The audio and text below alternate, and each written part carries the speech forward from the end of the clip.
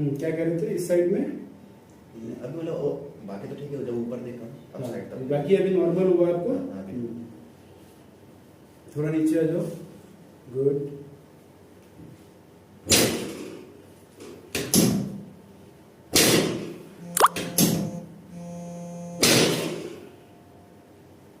उल्टा लेटो। नहीं होता।